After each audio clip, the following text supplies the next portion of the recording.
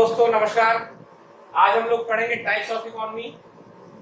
पहले वीडियो में हम लोग ने पढ़ा था इकोनॉमी क्या होती है। अब उसके बाद नेक्स्ट क्लास में पढ़ेंगे टाइप्स ऑफ इकोनॉमी। परंतु उसके पहले मैं आप लोगों से कुछ मन की बात करूंगा कि कई लोगों ने कहा है कि आप बहुत बेसिक से पढ़ा रहे हैं या पढ़ाने के तरीके पे, तो मैं उनको बताना चाहूंगा कि मेरे पढ़ाने का मेन उद्देश्य उन बच्चों को पढ़ाना है जो बच्चे तैयारी की शुरुआत कर रहे हैं, ताकि वह वही गलतियां ना करें जो दूसरे बच्चे करते हैं और असफल होते हैं। क्योंकि मेरे अनुसार सब बच्चों के सपने उतने ही कीमती हैं, इसलिए हम लोगों को सबको शुरुआत बड़ी समझदारी से करनी चाहिए। क्योंकि कई गलतियां मैंने भी की, तो मैं चाहता हूं कि वो गलती आप लोग ना करें। ठीक, तो आइए हम लोग समझते हैं। सबसे पहले चीज देखते हैं कि मेरे पढ़ाने का जो मेन तरीका है उसका सबसे मेन पर्पज है आपको जानकारी के साथ साथ आपके अंदर एनालिसिस करने की, ठीक है, कैपेबिलिटी डेवलप करना, अर्थात विश्लेषण क्षमता। मैंने कहा कि मैं मेनली हिंदी माध्यम के विद्यार्थियों पे फोकस कर रहा हूं, क्योंकि हिंदी मीडियम के छात्रों में इस चीज का अभाव होता है। उसके दो कारण हैं, एक स्कूल, दूसरा कोचिंग। क्योंकि स्कूल की क्वालिटी उतनी अच्छी होती नहीं है, ये सब आप जानते हो, सच्चाई है, इसको स्वीकार करना चाहिए। और रही बात कोचिंग की, हम लोग 1-1 लाख रुपए फीस देके कोचिंग करते हैं, ठीक है। तो कोचिंग में वो पढ़ाया जाता है जो अच्छा लगता है, ना कि अच्छा होता है। क्योंकि कोचिंग को चाहिए भीड़, भीड़ से ही तो पैसा बनेगा। और भीड़ किससे आती है? देखने, जो चीज अच्छी दिखती है। आपको पता है ना, पैकेजिंग का जमाना है। देखिए आजकल की कोचिंगों में पहले 5 स्टार जैसी सुविधा रखते हैं, बिल्कुल एसी, रिसेप्शनिस्ट, यानी क्या क्या। पढ़ाई से कोई मतलब नहीं उसका, ठीक है। मैनेजमेंट पूरा शानदार होगा, अच्छा लगता है पर अच्छा होता नहीं है। अच्छा क्यों नहीं होता? इसलिए मैं, आप किसी भी कोचिंग का रिजल्ट देख लीजिए। हिंदी मीडियम की कोचिंग रिजल्ट किसका छापती है? इंग्लिश मीडियम का ही, मॉक इंटरव्यू का। तो कृपया करके अपनी आंखें खोलिए और इस चीज को समझिए कि कहाँ कमी है, हमें कैसी तैयारी करनी है। ये तो मैंने केवल आपको जागो ग्राहक जागो के अनुसार बताया है। चलिए अब हम लोग चलते हैं आगे।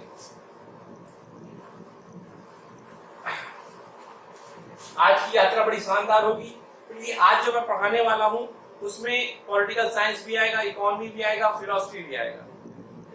तो आइए हम लोग चलते हैं, क्योंकि यूपीएससी की मेन डिमांड यही है कि आपको कोई सब्जेक्ट इंटीग्रेटेड नहीं, मतलब एक इंटीग्रेटेड अप्रोच से आना चाहिए। सारे सब्जेक्टों को आप एक साथ लेके चलो। तो चलिए हम लोग चलते हैं। आज हम पढ़ाएंगे टाइप्स ऑफ इकोनॉमी। सबसे में बेस, ठीक है। बेस से क्या मतलब है कि किसी भी चीज का जब हम डिवाइड करते हैं ना टाइप्स में, तो एक ना एक कोई आधार होता है। जैसे मान लीजिए हम कहेंगे कुर्सी ले लेते हैं, तो कुर्सी को हमें जैसे डिवाइड करना है, कितने टाइप्स की कुर्सी है, तो ये होगा कि किस मटेरियल से बनी है, ठीक। तो स्टील बेस्ड कुर्सी, ठीक है, प्लास्टिक बेस्ड कुर्सी, ठीक है, या वुड बेस्ड, ठीक है, अर्थात लोहा, प्लास्टिक या लकड़ी के आधार पे, या साइज के आधार पे भी हो सकता है। तो किसी ना किसी एक बेस के आधार पे हम लोग डिवाइड करते हैं। तो जब बेस होगा उसको हम लोग समझेंगे क्या है, फिर उसके आधार पे हम लोग समझेंगे कि कैपिटलिज्म क्या है। कैपिटलिज्म में हम ये पढ़ेंगे कि कैपिटलिज्म आया कैसे, कैपिटलिज्म क्या है, कैपिटलिज्म के क्या क्या पॉजिटिव बातें हैं, क्या क्या निगेटिव बातें हैं। फिर उसके बाद पढ़ेंगे सोशलिज्म। सोशलिज्म को भी सेम वही तरीके से पढ़ेंगे, और फिर पढ़ेंगे मिक्स्ड इकोनॉमी। तो आज हम लोगों को अपना ये टॉपिक कंप्लीट करना है। तो चलिए हम लोग सबसे पहले पढ़ते हैं बेसिक। बेस में क्या, किस आधार पर हम लोग ने डिवाइड किया है, ठीक। तो देखिए आपको मैंने बताया था कि क्या होता है, बेहतर प्रयोग संसाधनों का, यही है इकोनॉमी। बेहतर प्रयोग अर्थात संसाधन का, रिसोर्स का, ठीक है, यूज करके वस्तु एवं सेवाएं का निर्माण, ठीक। यही चीजें मानव कल्याण का करेंगी। जैसे मान लो सेवा ले लीजिए, शिक्षा, स्वास्थ्य, वस्तुएं ले लीजिए, खाद्य, ठीक। तो ये सब मानव कल्याण के काम आती है। अब संसाधन का बेहतर प्रयोग, बेहतर प्रयोग या दक्ष ये इफिशिएंट। अब सवाल ये उठता है कि इसमें क्या क्या प्रोसेस होते हैं। तो 3 प्रोसेस होते हैं। ठीक, पहला प्रोसेस होता है प्रोडक्शन, दूसरा होता है प्राइस, तीसरा होता है डिस्ट्रीब्यूशन। अब आप समझिएगा, मैं इसको एक एग्जांपल के माध्यम से बता रहा हूं कि जैसे मान लीजिए कोयला है, कोयला, ठीक है, इससे क्या बनेगा? इलेक्ट्रिसिटी, विद्युत, ठीक है, कोयला है, इससे लाइट, विद्युत, ये संसाधन है। और ये क्या है? वस्तु एवं सेवाएं। अब आप देखिए कि ये इसमें 3 चरण होंगे। 3 चरण क्या होगा? प्रोडक्शन, प्रोडक्शन से मतलब होता है कोयले का प्रयोग करके विद्युत को बनाना, ठीक। फिर दूसरा क्या प्रोसेस होगा? उसका प्राइस डिसाइड करना। प्राइस मतलब किस रेट पे, क्या किस रेट पे लाइट बनाई जाए। और फिर होगा डिस्ट्रीब्यूशन, कि इसको डिस्ट्रीब्यूट किया जाए, ठीक। अर्थात पहले प्रोडक्शन करते हैं, फिर प्राइस का निर्धारण करते हैं, फिर डिस्ट्रीब्यूशन करते हैं, ठीक। तब जाके किसी भी नागरिक को लाइट मिलती है। यही है ना, यही पूरा प्रोसेस है। कोयले से लेकर लाइट तक में ये 3 चीजें आती हैं, ठीक। अब इन्हीं 3 के संबंध में, इन्हीं 3 के प्रोडक्शन, प्राइस और डिस्ट्रीब्यूशन, इन्हीं 3 के बेस पे इकोनॉमी के टाइप्स डिसाइड होते हैं। मैं भी आपको बताऊंगा, ठीक है। पहले प्रोडक्शन क्या होता है ये समझ लीजिए। प्रोडक्शन का मतलब होता है इनपुट से आउटपुट, अर्थात कोयला इनपुट है और उससे आउटपुट लाइट बनाई, जिसका उद्देश्य क्या होता है? नागरिक मानव की जरूरतों को पूरा करना, ठीक।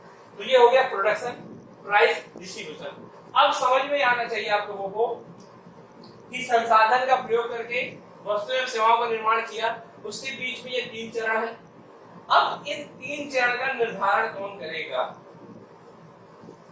इन 3 चरण का निर्धारण कौन करेगा? अर्थात कौन निर्धारण करेगा कि किस चीज का प्रोडक्शन होना है, कैसे प्रोडक्शन होना है, और कौन प्रोडक्शन करेगा।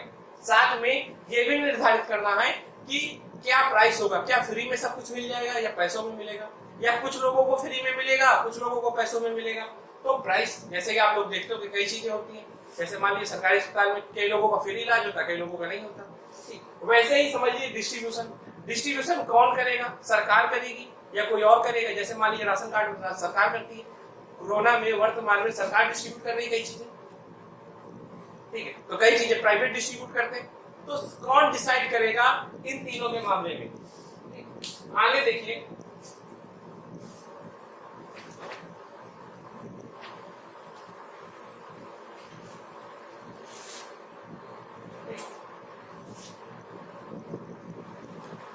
प्रोडक्शन, प्राइस,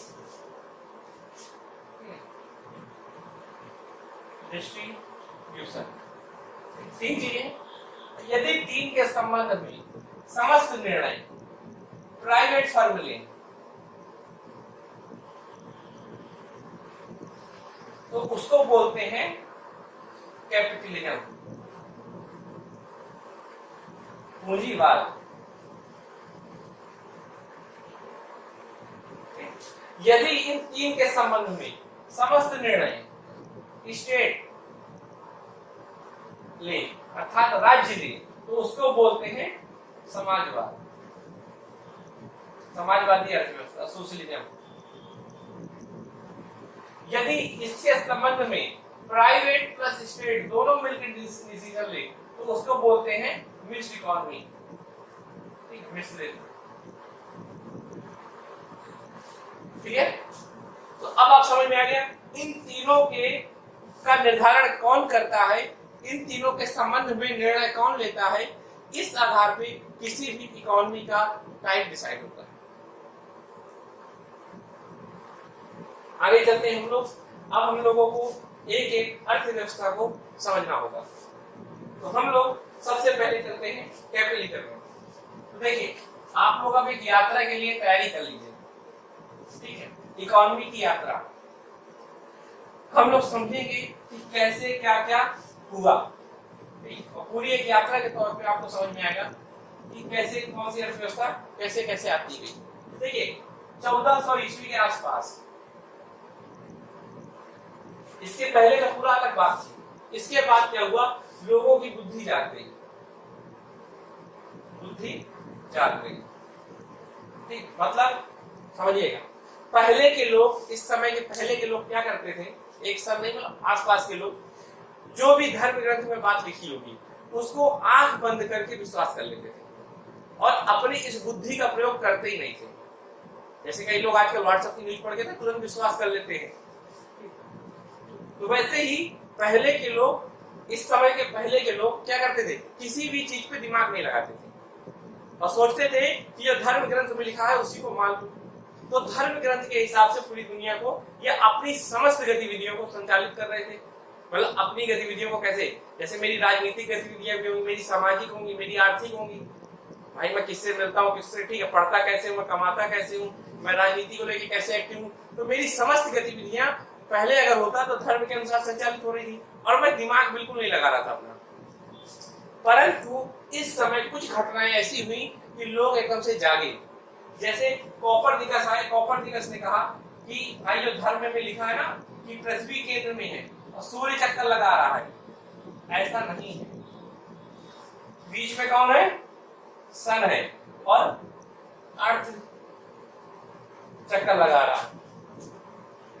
अब कई लोगों का दिमाग चल रहा हो, उस समय वहां पहुंच कैसे गए होंगे। तो मैं आपको एक इसका उदाहरण दूं, यदि आप कभी किसी ट्रेन में जा रहे हो तो आप देखो चलती तो ट्रेन है पर दिख रहा है कि पेड़ चल रहे हैं, वैसे ही आप वर्तमान में देखिए क्या चल रहा है, दिख क्या रहा है, चल क्या रहा है, आपको दिख रहा होगा कि सूर्य चल रहा है, जैसे वहां पर पेड़ दिख रहे थे। ठीक, समझ में आ जाएगा। अब आगे चलते हैं। ठीक, तो लोगों का दिमाग और बुद्धि जाग गई। जब बुद्धि जागी लोगों की तो लोगों ने सोचा कि अब हमें हर काम दिमाग लगा के या बुद्धि लगा के करना होगा, अर्थात अपनी समस्त गतिविधियों को बुद्धि के द्वारा संचालित करना होगा। बुद्धि से तात्पर्य क्या है, देखिए पहले जो हो रहा था, कहा जाता था कि सभी कोई धर्म की बात मानो तभी मानव का कल्याण होगा, परंतु हम समझ गए कि अभी तक जो था 1400 ईस्वी के पहले था वो सब गलत बातें थी और कभी कोई गलत बात को मानने से मानव का कल्याण होगा क्या। जैसे मान लीजिए मैं कह दूं कि यूपीएससी में फैक्ट आते हैं, पढ़ लीजिए और आप खूब रात दिन पढ़िए, खूब पढ़िए, लेकिन जब प्री देने जाएंगे तो होगा नहीं। क्यों? क्योंकि आपको सही नियम नहीं पता। मेरी बात समझ आ रही? अगर यूपीएससी का आपको सही नियम नहीं पता तो आप यूपीएससी नहीं निकाल पाओगे और अपना कल्याण नहीं कर पाओगे। वैसे ही हम लोग जब तक समस्त नियमों को नहीं समझ लेंगे तो हम नहीं समझ पाएंगे। जैसे मान लीजिए पानी बरसने का नियम है, पहले क्या नियम था कि इंद्र देवता नाराज हो जाते तो नहीं बरसता या खूब ज्यादा बरसता है, ऐसे कुछ नियम थे। परंतु अब समझ में आ गया कि पानी कैसे बरसता है। अगर हम उस नियम को मानते रहते तो क्या होता, हमेशा गलत दिशा में जा रहे होते और मानव कल्याण नहीं होता। बात समझ में? तो मानव कल्याण के लिए जरूरी है कि हमें सभी भौतिकी के नियम, हमें रसायन विज्ञान के नियम, हमें दैनिक नीति शास्त्र के नियम, हमें मानव से मानव का व्यवहार कैसे होना चाहिए इसके नियम, सभी नियमों को समझना होगा। इसी तरह हमें अपने संसाधनों का प्रयोग कैसे करना है, संसाधनों का प्रयोग कैसे करना है, इसका भी नियम पता करना होगा, इसका भी नियम पता करना होगा। और कोई भी नियम जब बनाया जाता है तो उसके पीछे तर्क दिए जाते हैं। तो वैसे ही आप समझेंगे कि कैपिटलिज्म को आप समझिए कैसे। पहले देखिए क्या होता था, राज्य और नागरिक। मैं आपको बहुत ही कॉम्प्रिहेंसिव में समझा रहा हूं, जो मैं आपको पढ़ा रहा हूं उससे आपके सभी सब्जेक्ट में हेल्प होगी। बस आप लोग कान खोल के, दिमाग खोल के, आंख खोल के सुनिएगा। अब देखिए दो संस्थाएं होती हैं, राज्य और नागरिक। दो संस्थाएं पहले भी थी, बाद में भी और अभी भी, आने वाले समय में शायद न रहे। या तो कोरोना इसको खत्म कर देगा तो ना रहे, या तो फिर ये गुस्सा होकर इसको खत्म कर देंगे तो ना रहे, कुछ भी हो सकता है। ठीक है, अनिश्चितताओं से भरा हुआ है। अब देखिए समझिए, राज्य और नागरिक। इन दोनों में संबंध होता है आपस में। पहले क्या कहा जाता था? पहले कहा जाता था कि राज्य को भगवान ने बनाया है, मतलब भगवान की संस्था है, ठीक, इसीलिए सबसे प्रमुख संस्था यही है। और राज्य मतलब राजा, ठीक है, सबसे प्रमुख यही है और इसकी बात हर नागरिक को मानना चाहिए। अर्थात राज्य प्रमुख है, राज्य हमारा एंड है और ये हमारा मीन्स है। नागरिकों का उद्देश्य राज्य का कल्याण करना होना चाहिए। देखा होगा कई बार राज्य के नाम पर युद्ध होते हैं, अर्थात नागरिक प्रमुख नहीं है, प्रमुख कौन है? राज्य। आइए हम लोग समझते हैं क्या, ठीक, अर्थात नागरिकों के पास स्वतंत्रता नहीं है। ये स्वतंत्रता कैसी है? आर्थिक, अर्थात राज्य नागरिकों को आर्थिक संबंध में कोई स्वतंत्रता नहीं है। क्यों? क्योंकि उनके पास संसाधनों के संबंध में किसी भी तरह निर्णय लेने की कोई स्वतंत्रता नहीं है। कहा जाता था कि संसाधन प्राकृतिक होते हैं और राज्य प्राकृतिक होते हैं, इसलिए राज्यों का स्वामित्व संसाधनों पे होगा, राज्यों का स्वामित्व संसाधनों पे होगा, ना कि नागरिकों का। और नागरिकों के पास कोई भी आर्थिक स्वतंत्रता नहीं होती और यही कहा जाता था कि यही बेहतर तरीका है, इसी तरह इकोनॉमी को काम करना चाहिए। फिर इसी तरह राजनीतिक स्वतंत्रता भी नहीं होती थी, इसी तरह सामाजिक स्वतंत्रता भी नहीं होती थी, कोई स्वतंत्रता नागरिकों के पास नहीं होती थी, सब कुछ राज्य के पास होता था। सवाल यह हुआ कि लोगों की बुद्धि चल गई। जब बुद्धि चली लोगों की तो समझ में आ गया कि राजतंत्र का जो नियम था ना, जो राजतंत्र के आधार पर काम चल रहा था, वो गलत है। जैसे मैंने बताया ना, नियम समझ में आ गया। फिर समझ में आ गया कि असली नियम तो लोकतंत्र है। या शासन किसका होना चाहिए? जनता का होना चाहिए। तो क्या हुआ? जनता का होना चाहिए। क्यों होना चाहिए? क्योंकि नागरिक प्राकृतिक है। इन्हें समझ में आ गया कि नागरिकों ने राज्य को बनाया है। कैसे? इन्होंने सोचा होगा कि पहले इंसान इधर उधर घूमता था जानवरों की तरह, फिर एक समुदाय में रहने लगा होगा। जब समुदाय में रहने लगा होगा तो सभी लोगों ने आपस में सहयोग की भावना व्यक्त की होगी और तभी उससे राज्य बना होगा। सभी ने कहा होगा कि हम एक दूसरे से सहयोग करेंगे और इस तरह फिर राज्य का निर्माण हुआ होगा। जैसे मान लीजिए 4-5 दोस्त मिलके सोच लेंगे हम लोग ऐसे ऐसे एक दूसरे की बात मानेंगे और फिर एक ग्रुप बन जाएगा, उसका ग्रुप का कोई नाम रख देंगे, है ना? तो ऐसे ही राज्य बना होगा।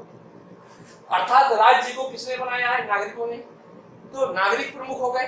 नागरिक जब प्रमुख होंगे तो राजतंत्र फेल हो जाएगा, लोकतंत्र आएगा। जब लोकतंत्र आएगा तो फिर सभी को क्या मिलेंगे? अधिकार। तो वैसे ही आर्थिक अधिकार, सामाजिक अधिकार, ठीक है, राजनीतिक अधिकार, इन अधिकारों की मांग हुई होगी, है ना? मांगे गए होंगे। कई जगह देखिए आप, क्रांतियां होनी चालू हो गई। फ्रांस में क्रांति हुई, अधिकार तो मांगे अपने। अब अधिकारों को लेके चलते हैं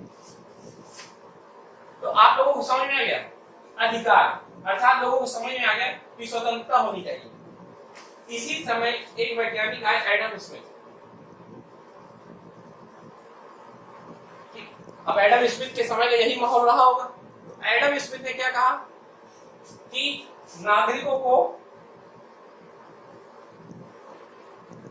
आर्थिक स्वतंत्रता, ये पृष्ठभूमि रही होगी उस समय की, इसकी एक डिमांड उठ रही होगी। तो इन्होंने कहा एडम स्मिथ ने कि अभी तक जो इकोनॉमी चल रही थी ना, वो गलत नियम से चल रही थी।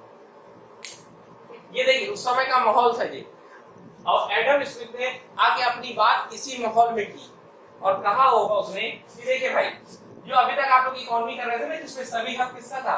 राजा का हक था। ये गलत है, ये गलत है, क्योंकि इसके पीछे की तर्क सब खत्म। ठीक, अभी तक राजा को देवी पुत्र मानते थे, ये सब खत्म। तो ये तर्क गलत है। अब एडम स्मिथ ने अपना तर्क दिया। अब तर्क दिया तो बताया उसने कि सबसे पहले तो बताया कि जो पूरी इकोनॉमी है ना, इकोनॉमी, इसको चलना चाहिए मांग और पूर्ति के नियम से।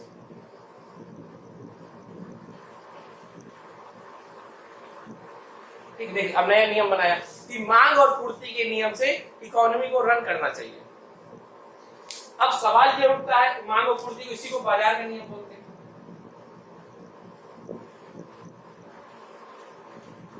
तो कहा एडम स्मिथ ने कि इकोनॉमी को इस नियम से काम करना चाहिए, अर्थात जिसकी मांग हो उसका निर्माण हो, जितनी ज्यादा मांग हो उतनी ज्यादा कीमत हो, इस हिसाब से पूरी इकोनॉमी को काम करना चाहिए। तो भाई ठीक है, ऐसा इन्होंने बोला होगा, परंतु सवाल उठा इसके पीछे तर्क क्या है? आखिर क्यों भाई ये चलना चाहिए? स्टेट को क्यों नहीं बीच में आना चाहिए? फिर अगर स्टेट इंटरफेयर नहीं करेगा तो स्टेट करेगा क्या? तो आइए इस बात को समझते हैं। इन्होंने कहा कि राज्य को अहस्तक्षेपकारी होना चाहिए, लेसेस-फेयर, मतलब राज्य को ऐसा होना चाहिए कि वह किसी भी आर्थिक गतिविधि में हस्तक्षेप नहीं करेगा। अर्थात क्या राज्य का रोल कैसा होगा? राज्य किसी भी आर्थिक गतिविधि में हस्तक्षेप नहीं करेगा। सारी गतिविधियां कौन करेगा? Private sector. राज्य क्या करेगा फिर? तो कहा कि राज्य केवल अंपायर की तरह काम करेगा। अंपायर मतलब प्रहरी। अब सवाल ये क्या होता है? तो ये है, देखिए इसको समझिए। अब मैं एक क्रिकेट के उदाहरण से आपको समझूंगा। मान लीजिए ये क्रिकेट है, टर्फ स्टेडियम, यहाँ अंपायर होगा। तो अंपायर क्या करता है? अंपायर यह देखता है कि सारे खिलाड़ी नियमों के तहत मैच खेल रहे हों, अर्थात कोई भी नियमों से धोखाबाजी न करे और मैच खेलता रहे। लेकिन कभी भी अंपायर कोई इंटरफेयर नहीं करता। ये तो नहीं कहता ना कि मान लीजिए कोई फास्ट बॉलर कर रहा हो तो ये बोल दिया थोड़ी धीरे फेंको, नया लड़का आया खेल रहा है, थोड़ी धीरे फेंको। जैसे हम लोगों की गली मोहल्ले में नहीं होता तेज गेंद मत फेंको, ठीक, तो वही होगा, थोड़ी धीरे फेंको, ऐसा थोड़ी होगा।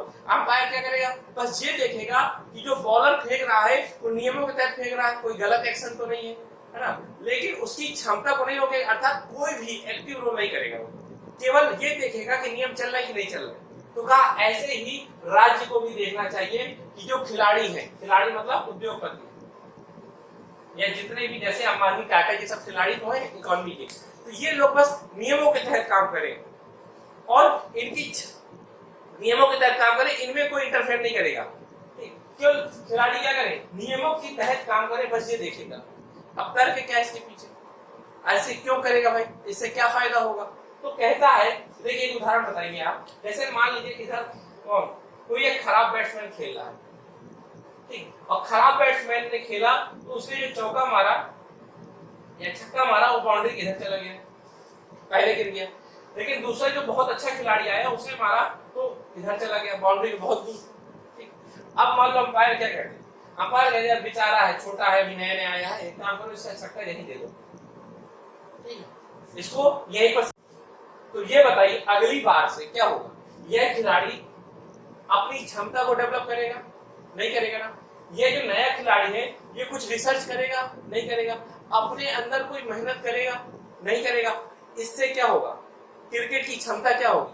कमजोर होगी। क्रिकेट में दक्षता कमजोर होगी, खिलाड़ी कमजोर होगा, ऐसा होगा ना। इसी तरह आप मान लो इकोनॉमी में देखो, इकोनॉमी में भी कई खिलाड़ी हैं। जैसे एक खिलाड़ी मान लें किंगफिशर, ठीक, और एक मान लीजिए इंडियन एयरलाइंस। अब देखिए जैसे इंडियन एयरलाइंस मान लीजिए, तो इंडियन एयरलाइंस खेल रही है मैच पर लगातार खराब खेल रही है ना, और खराब खेल रही है तो लगातार घाटे में जा रही है। लेकिन लगातार उसको सरकार क्या कर रही है? पैसा दे रही है। तो सरकार एक्टिव रोल निभा रही है, उसको पैसा दे रही है, लेकिन उसकी क्षमता का क्या हो रहा है? कमजोर हो रही है। और इससे क्या हो रहा है? इससे संसाधन का गलत प्रयोग हो रहा है, संसाधन अपने बर्बाद हो रहे हैं, जो कि इकोनॉमी में सबसे गलत बात है, क्योंकि इकोनॉमी का उद्देश्य ही है संसाधनों को कम से कम बर्बाद करना, अर्थात या कहें अच्छे से अच्छा प्रयोग करना, बर्बाद तो एक भी न करना।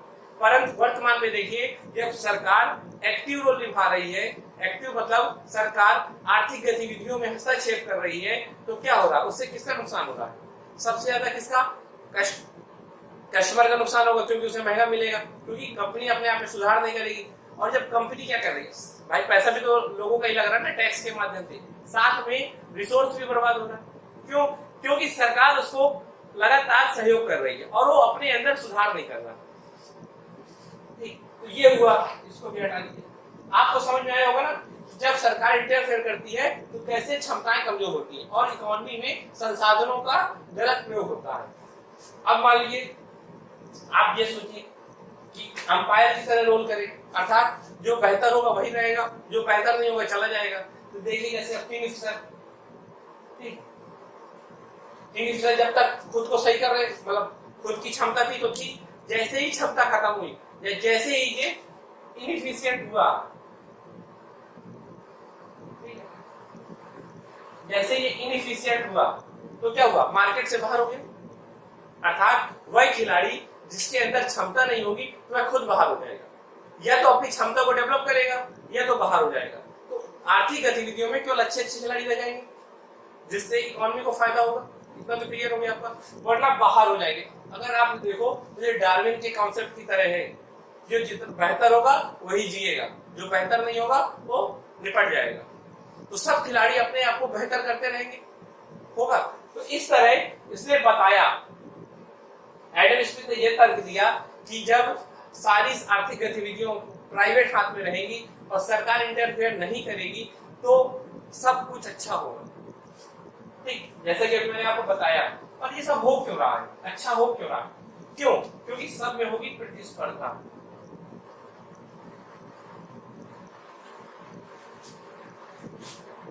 प्रतिस्पर्धा, कंपटीशन, कंपटीशन सबको अच्छा कराएगा, क्योंकि जब प्राइवेट खिलाड़ी खेल रहे होंगे तो सब एक दूसरे को पीछा करने की कोशिश करेंगे और खुद को बेहतर करेंगे। जो खराब होगा वो बाहर हो जाएगा। ठीक, प्रतिस्पर्धा किसके लिए होगा? प्रॉफिट के लिए। अर्थात सभी कोई प्रॉफिट प्रॉफिट प्रॉफिट करेंगे अपना, क्योंकि भाई सभी को पता है जितना ज्यादा प्रॉफिट हो कमाएंगे उतना अच्छा होगा, और प्रॉफिट के लिए करेंगे कंपटीशन, और कंपटीशन होगा तो सभी अपने आप को क्या करेंगे, इंप्रूव करेंगे, और इस तरह इकोनॉमी के रिसोर्स का एफिशिएंट प्रयोग होगा। तो यहां तक आपको समझ में आ गया। एडम स्मिथ ने क्या दिया कि मांग और पूर्ति के नियम से आधार बाजार के नियम से चलना चाहिए।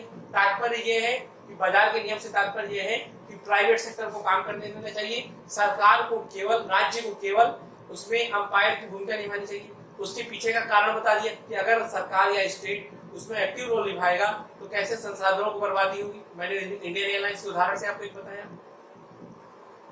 अब यहां पर सवाल ये उठता है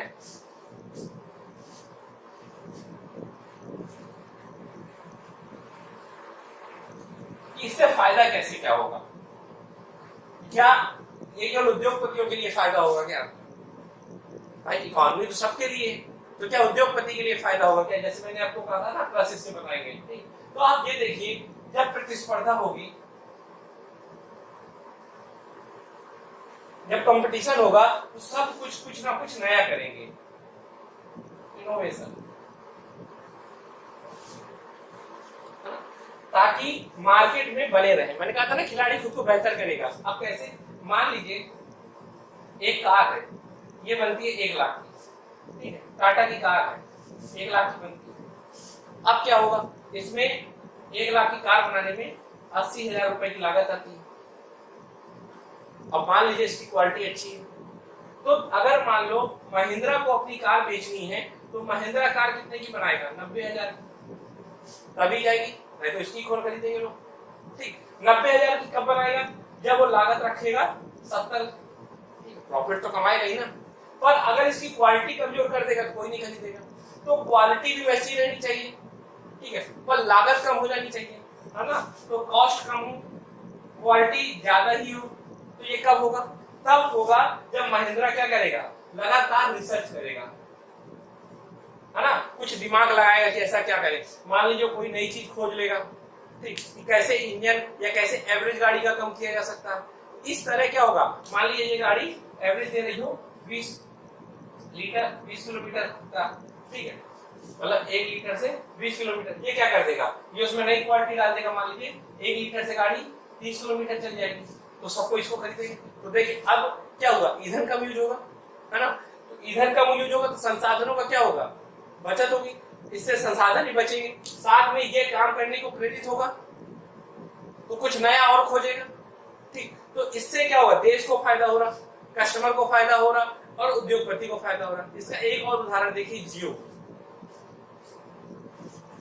जैसे मान लीजिए जियो को देखिए आप, या जियो देखिए आप, अब क्या हुआ, जियो आया, कुछ नई टेक्निक खोजी होगी इसे, और 399 रुपए में आके 6 महीने को दे दिया, 3 महीने 4 महीने, ठीक। और दूसरी कंपनी आई टाटा, आइडिया, फिर इन्होंने भी दिमाग लगाया अपना, इन्होंने भी किया, तो इन्होंने भी कुछ नया किया। तो ये सब कैसे पॉसिबल हो रहा है? सरकार इंटरफेयर नहीं कर रही ना कुछ, सरकार बस ये देख रही है ना कि सब नियम से चल रहा है कि नहीं, बाकी तो ये काम खुद डिसाइड कर रहे हैं सब, और अपने आप को बेहतर कर रहे हैं। इसी में देखिए आपने बीएसएनएल ने भी खुद को बेहतर किया,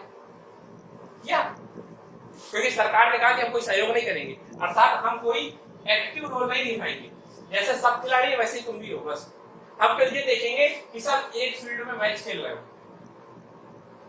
बात समझ में आई आपको? इस तरह इससे सभी को फायदा हो रहा है, जितने भी उद्योगपति, ठीक, प्लस ग्राहक, भाई सस्ता सामान मिल रहा है 329, प्लस देश के संसाधन, ये सब कुछ हो रहा पॉसिबल। तो इस आधार पर कहा जाएगा कि एडम स्मिथ ने या मान लीजिए पूंजीवाद ने अपने आप को सबसे बेहतर विचारधारा के तौर पे व्यक्त किया और कहा कि सभी तरह से सबसे बेहतरीन है, क्योंकि ये हर दिशा में अच्छा काम कर रही है। पर आपके मन में तो ये आया कि भाई ऐसा हुआ, देखिए इसी समय यूएसए आजाद भी हुआ, तो यूएसए ने इसी को अपनाया, और सवाल ये उठता है फिर कि भाई अगर ये अच्छी विचारधारा है तो इसी को सब देशों को अपना लेना चाहिए ना, पूरा विश्व इसी को अपनाए, क्यों फिर दूसरी विचारधारा आई? तो इसमें कुछ ना कुछ कमी होगी। अब कमियां देखते हैं क्या, ठीक है, कैपिटलिज्म में क्या कमी है। अगर कमी नहीं होती तो भाई हम कोई दूसरी चीज क्यों लाते? जैसे आप लोग कुछ मान लीजिए कोई किताब खरीदी, ठीक, या मान लीजिए कोई कपड़ा खरीदा, जब तक कपड़ा खराब नहीं होता तो दूसरा नहीं है ना, या तो जो भी हो उसमें कोई कमी आती है तभी तो होता है। मान लीजिए आप जैसा लाए हैं वैसे ही हो, हाँ 100 वाली अलग बात है कि 100 की। तो अब हम लोग चलते हैं, ठीक है, पूंजीवाद में क्या कमी थी, कैपिटलिज्म की नेगेटिव बात है, ठीक है। ठीक है, सबसे बड़ी बात क्या थी कि इकोनॉमी का पर्पस क्या होता है? मानव कल्याण।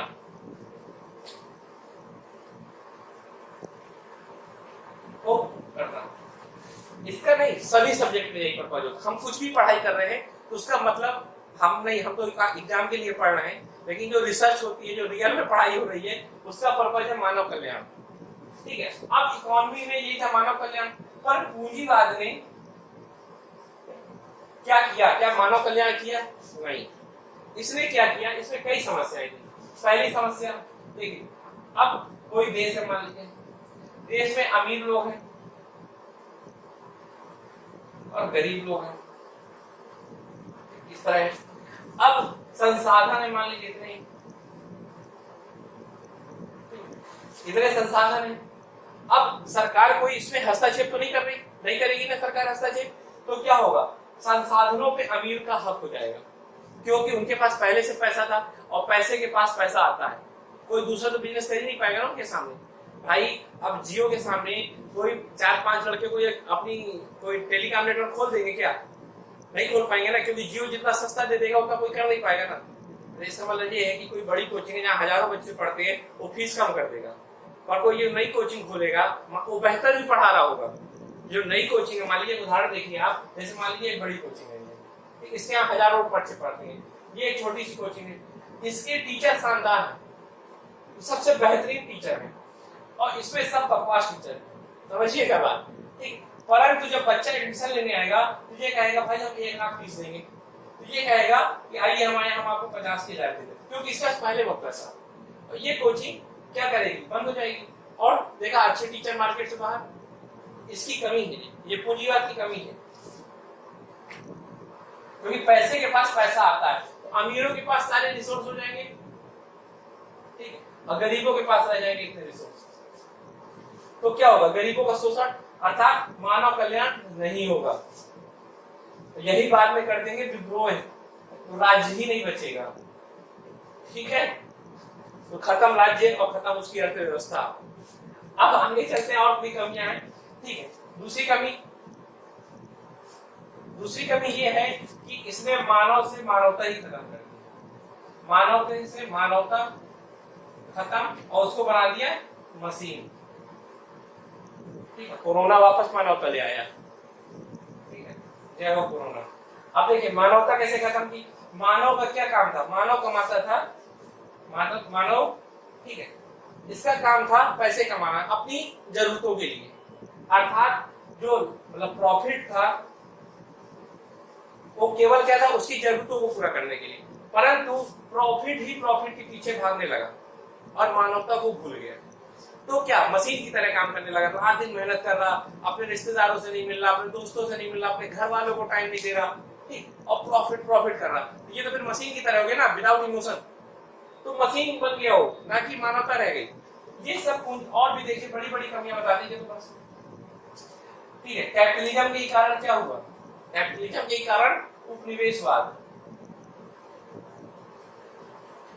और हजारों लोगों का शोषण हुआ, अर्थात इस विचारधारा ने टोटली मानवता को हिला दिया। और भी दूसरी चीजें देख लिया, 1929 में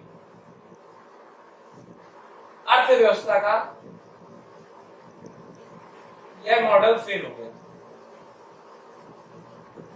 जैसा कि मैंने कहा था, अगर एडम स्मिथ द्वारा बताए गए नियम सही होता, नियम जैसा कि राज्य हस्तक्षेप नहीं करेगा और प्राइवेट फर्म काम करेगी, तो इकोनॉमी अपने सबसे अच्छे स्वरूप में काम करेगी और लगातार काम करती रहेगी, क्योंकि सही नियम है। जब सही है तो कुछ गड़बड़ी होगी नहीं। परंतु 1929 में ऐसा माहौल बना कि देखा होगा कि सारी फैक्ट्रियां बंद हो रही हैं, सभी लोग बेरोजगार हो रहे हैं, हाहाकार हो रहा है, लोगों के पास खाने तक की समस्याएं। तो सवाल यह उठता है कि भाई ऐसी स्थिति आई क्यों? कहीं ना कहीं इस मॉडल में कमी थी। तो 1929 में एडम स्मिथ का पूंजीवाद वाला मॉडल फेल हो गया, अर्थात अब हमें कुछ ना कुछ नया अनुसंधान करना पड़ेगा। तो मैंने आपको कमी बताई, तो ये सब कमियां थी। इन्हीं कमियों के कारण एक नया मॉडल आता है इकोनॉमी का, जिसमें प्रोटेक्शन, प्राइस और डिस्ट्रीब्यूशन के संबंध में सारे निर्णय कौन करेगा? स्टेट। इसी को कहा गया समाजवाद। अब सवाल उठता है कि समाजवाद क्या है? जैसे कि मैंने आपको बताया कि जिसमें प्राइस, प्रोडक्शन और डिस्ट्रीब्यूशन के संबंध में निर्णय स्टेट करता है, उसको बोलते हैं समाजवादी अर्थव्यवस्था, सोशलिज्म। इसके पीछे तर्क क्या है, तो लॉजिक देखते हैं इसके पीछे क्या है। ठीक है, देखिए पूंजीवाद के पीछे एक तर्क ये था कि व्यक्ति होता है जो, उसकी क्षमता अपनी होती है, अर्थात जो व्यक्ति है उसने अपनी क्षमताओं का निर्माण खुद किया है। तो जब उसकी क्षमता खुद है तो क्षमता से जो प्रॉफिट होगा उसका भी कोई हिस्सा होगा, उस प्रॉफिट से कोई नहीं ले सकता। जब उसकी क्षमता है तो उसकी क्षमता से जो भी प्रॉफिट हो रहा है उस पे हक किसका होगा? इसी का होगा, व्यक्ति का, है ना। जैसे मान लीजिए मिस्टर एक्स है, ठीक, इसने प्रॉफिट कमाया क्योंकि अपनी क्षमता से कमाया, और प्रॉफिट वाई कमाया तो वाई का हिस्सा, वाई एक्स का हिस्सा होगा, ठीक है, वाई पे मालिकाना है, एक्स का होगा। ये पूंजीवाद का आधार भी था। लेकिन समाजवादी अर्थव्यवस्था का आधार ये है, ये बोलते हैं कि व्यक्ति की क्षमता अपनी नहीं होती है, जो व्यक्ति होता है उसकी क्षमता समाज द्वारा बनाई जाती है ना।